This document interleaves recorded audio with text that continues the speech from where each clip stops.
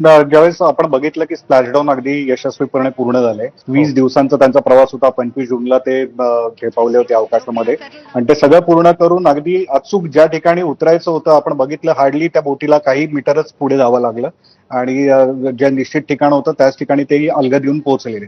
आता बोटीवर त्यांना आणण्यात येईल आणि तिथून मेन स्टेशनला आणलं जाईल आणि त्याच्यानंतर ह्युस्टनला त्यांना पुढे नेण्यात येईल.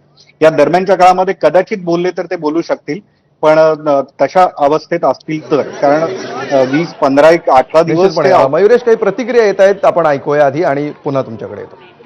शुभांशु के परिवार वाले सीएमएस में मौजूद हैं। फिलहाल अभी बोलने को तैयार नहीं है क्योंकि जो एक अरे मनीष भैया थोड़ा सा सर कर दीजिए।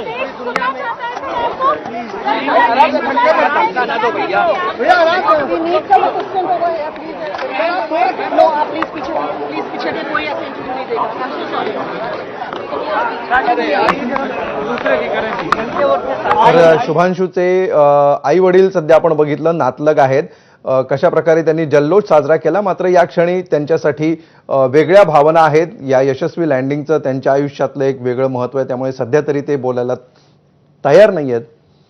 मयुरेश, तुम्ही सांगत होतात लँडिंग नंतरची इथून पुढची प्रोसेस, प्लीज कंटिन्यू. तर आता त्यांना बोटीवर आणण्यात येईल आणि त्याच्यानंतर मुख्य स्टेशनला, जवळचं जे स्टेशन असेल त्या ठिकाणी नेण्यात येईल. मेक्सिकोच्या किनाऱ्यावर, मेक्सिकोची बॉर्डर जी आहे त्याच्याजवळ सॅन डिएगोच्या इथेच यांचं स्प्लॅशडाऊन झालेलं आहे आणि तिथून ह्युस्टनला नेण्यात येईल. या दरम्यान कदाचित बोलले तर ते बोलू शकतील, कारण महत्वाची गोष्ट असते की इतका 20 दिवसांच्या कालावधीमध्ये ते सूक्ष्म गुरुत्वाकर्षणात होते आणि हार्डली आता याच्या पण आधी अर्धा तास ते अवकाशामध्ये होते.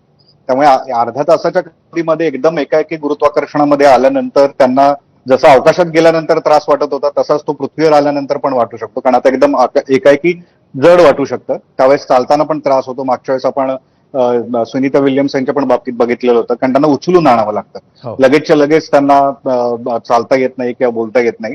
मात्र 1-2 दिवसांचा कालावधी गेल्यानंतर ज्यावेळेस अॅक्युमुलेट होतील ते आजूबाजूच्या वातावरणाशी, त्यानंतर मात्र त्यांच्या प्रतिक्रिया आपल्याला नक्की मिळू शकतील.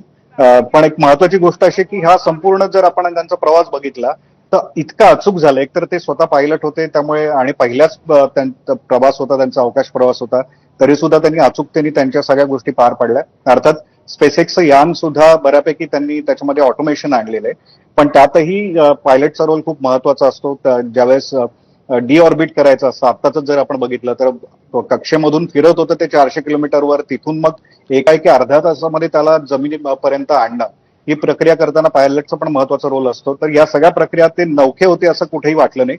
या सगळ्या प्रक्रियेमध्ये त्यांनी जे काही काम त्यांचं प्रशिक्षण झालं होतं त्या पद्धतीने त्यांनी ते पूर्ण केल्याचं आपल्याला दिसून येतं. आणि नक्कीच आपल्या सगळ्यांसाठी आनंदाची गोष्ट आहे की भारतीय अंतराळवीर, दुसरा भारतीय अंतराळवीर पृथ्वीवर अवकाश प्रवास करून यशस्वीपणे परत आले. आणि नुसतंच नाही तर या काळामध्ये त्यांना निश्चित करून दिलेल्या जेवढ्या काही टास्क होत्या त्या सगळ्या पूर्ण केलेल्या, हे पण एक त्याच्यामधली आनंदाची गोष्ट आहे. भारतातला जल्लोष सध्या आपण पाहतो आहोत.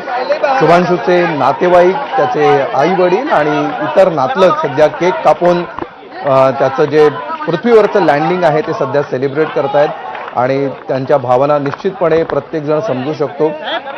आपला मुलगा ज्यावेळी इतका अवघड आव्हान पेलून इतक्या दिवसांनी ज्यावेळी त्याचं यशस्वी लँडिंग होतं त्यावेळी जो एक दिलासा प्रत्येक आई वडिलांना मिळत असेल तो काय असेल याची आपण कल्पना करू शकतो.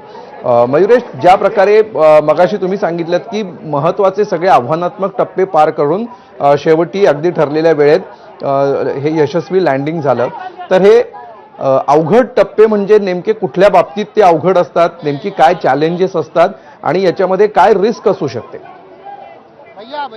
याच्यामध्ये बरेच महत्वाच्या गोष्टी आहेत. एकतर यानाने जे ठरवून दिलेलं काम आहे हे निश्चित चोखपणे त्यावेळेस बजावणं आवश्यक असतं. पूर्वीची जी अंतराळ यानं होती त्याच्यामध्ये बऱ्यापैकी मॅन्युअली ऑपरेट केलं जायचं. अगदी सुरुवातीची जी होती